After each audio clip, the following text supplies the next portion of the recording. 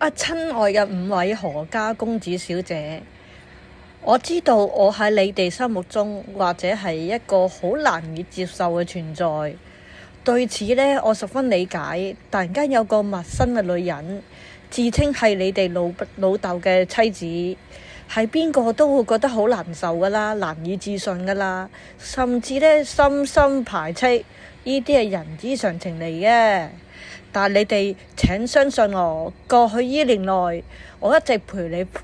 你爸爸身邊，悉心照顧佢生活起居。呢啲日子裏，我哋互相扶持，建立了好深厚感情，包括有時我叫佢出街瞓咁樣。雖然我唔係你哋親生母親，但我對你哋嘅父親嘅愛係好真摯嘅。呢份愛延伸到你哋嘅身上。我都知道你哋對我成為你哋嘅父親伴侶感到好困惑或者不滿，都因此可能產生一啲抵觸嘅情緒。我亦唔想破壞你哋原本嘅家庭情感，只不過命運俾我遇到你哋嘅父親嘅世界，我好珍惜與佢共度嘅時光，包括咧要去洗底啊，包括擦捽啊，掹雞毛啊，我亦希望你哋得到你哋嘅理解啊。咁係細路仔們，關於嗰450萬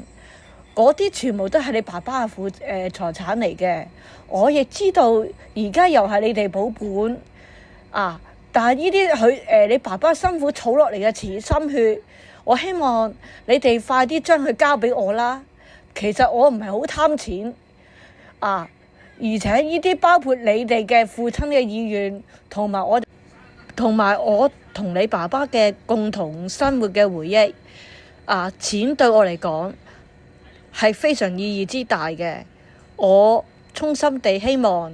我哋能夠放下彼此嘅隔膜，和睦相處。我冇意取代你哋嘅母親心目中嘅位置，只希望成為你哋家庭嘅一份子，一齊陪伴你哋嘅父親，一齊面對未來嘅生活。我哋好期望我哋可以有一日坐低好好傾偈嗰一日，俾我哋彼此更加了解，化解心中嘅誤會。非常愛你哋嘅何太上。